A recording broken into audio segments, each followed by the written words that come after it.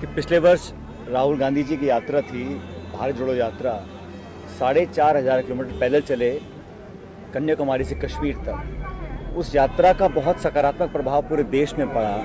और उसके पश्चात कांग्रेस पार्टी की वर्किंग कमेटी ने राहुल जी को आग्रह किया था कि जनता ये मांग करती है कि पूरब से पश्चिम एक और यात्रा निकालें, और कार्य समिति के सामूहिक आग्रह पर उन्होंने यात्रा के लिए हाँ भरी।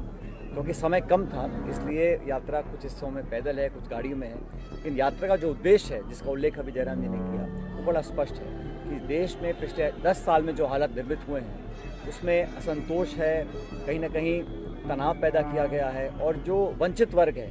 वो हर जाति बिरादरी के जो लोग, जो किसान वर्ग हैं, महिलाएं हैं, आदिवासी हैं, दलित हैं, उन लोगों को उनकी भागीदारी मिले, उनकी हिस्सेदारी मिले। और ये जो खाई बन गई है अमीर गरीब की, 10 साल का जो आर्थिक नीतियाँ बनी हैं उसके कारण ये खाई बनी है, इस खाई को कम करने के लिए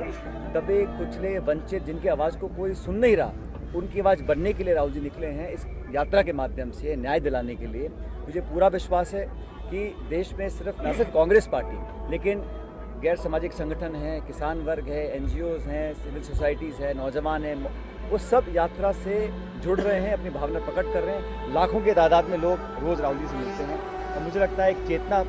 जाग उठी है पूरे देश में। इस यात्रा के सकारात्मक प्रभाव पड़ेंगे, एक विचारधारा को मजबूती मिलेगी और निश्चित रूप से जो कांग्रेस का कार्यकर्ता है अपने आप में एक ऊर्जा का संचार उसके होता है, और आने वाले समय में इसका राजनीतिक लाभ भी मैं मानता हूँ संगठन को मिलेगा। लेकिन छत्तीसगढ़ में यात्रा आई है, यहाँ पर सरकार भले न हमारी बनी हो, लेकिन हमारी सरकार की जो नीतियाँ थीं, जो पॉलिसीज़ थी, जनता ने बहुत उसको पसंद किया है। इसलिए कांग्रेस यहाँ मजबूत है और राहुल जी की यात्रा के बाद इससे और मजबूत होकर निकलेगी।